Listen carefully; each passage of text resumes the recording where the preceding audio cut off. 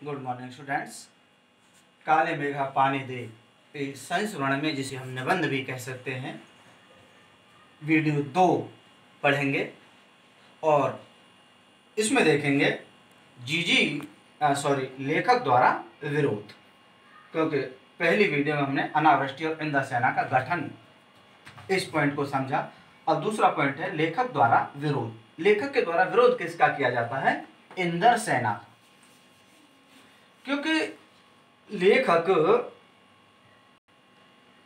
था तो इन्हीं बच्चों की ही उम्र का, लेकिन वो बचपन से ही आर्य समाजी था और एक थी कुमार सुधार सभा। क्या थी? कुमार सुधार सभा, उसका मंत्री था।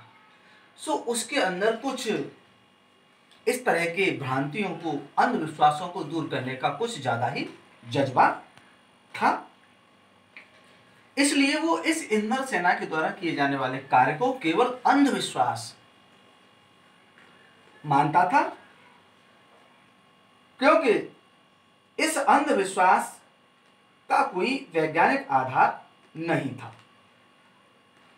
और वो इस इंद्र सेना को एक अलग से नाम दिया हुआ था, मेढक मंडली।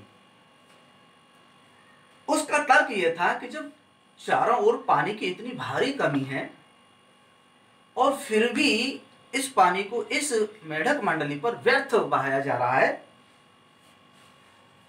जो कि बड़ी कठिनाई से एकत्रित होता है, पीने के लिए उस जल को अनावश्यक रूप में बर्बाद किया जाता है। और वो कहता था विरोध के रूप में कि यदि ये इंद्र की सेना है तो अपने लिए पानी इंद्र देवता से क्यों नहीं मांग लेती है? ये लोगों के द्वारा एकत्रित किए हुए पानी को क्यों नष्ट करवा रही है? इस प्रकार लेखक कहता है कि इस तरह के अंधविश्वासों के कारण ही हम प्रगति की दौड़ में पिछड़ गए और अंग्रेजों के गुलाम रहे, हमारा देश पिछड़ गया। इस तरह से वो लेखक इस इंद्र सेना का विरोध करता है। तीसरा पॉइंट है इसमें जीजी के प्रति लेखक का विश्वास। जीजी माने बहन। जो उसकी एक बहन थी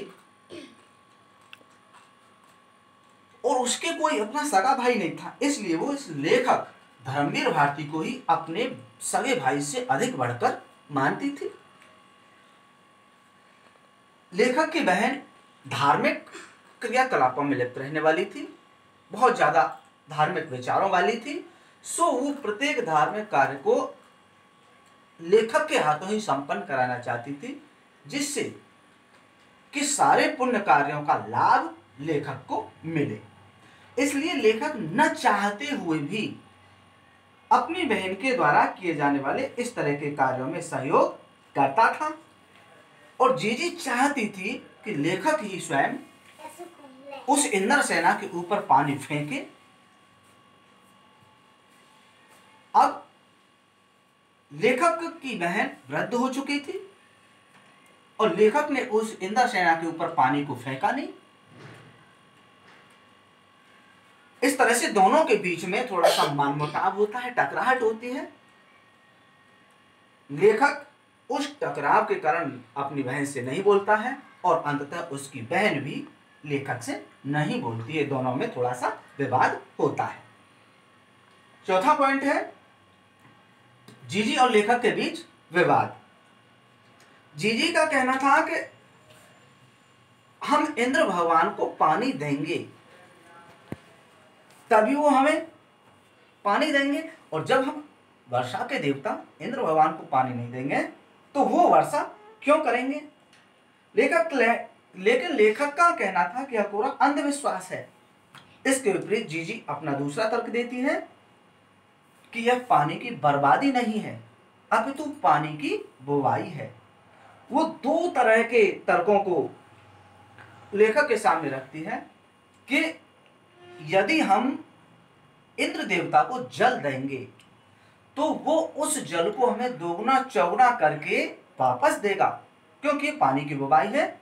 और जब हम पानी की बुवाई करेंगे तो वर्षा के बादल की फसलें आसमान में लहलहाएंगी, जिससे गांव जमीन, धरती, बैल, पशु पक्षी सब खुशहाल होंगे।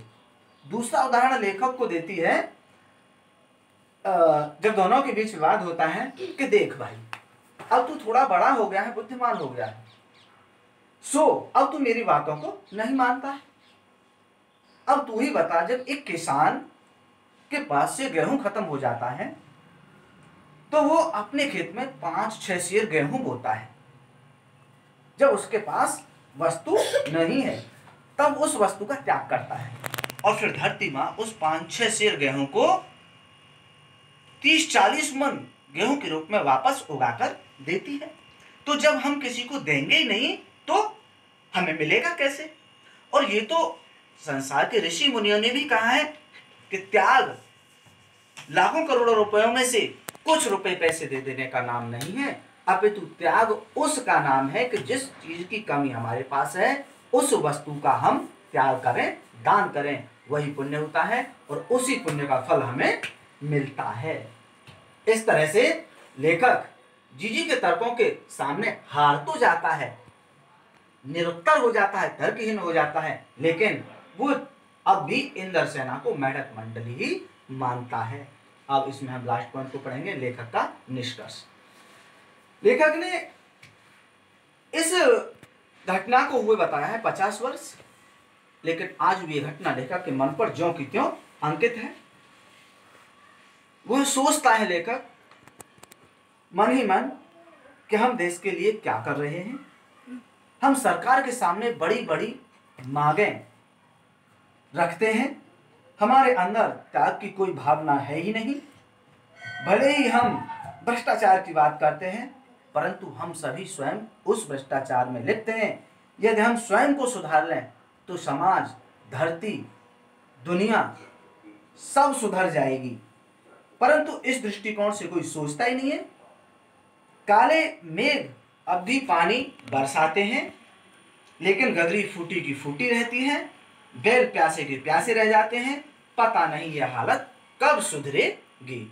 इस वीडियो में यही इन 5 पॉइंटों में ये पाठ का सारांश समाप्त होता है। धन्यवाद।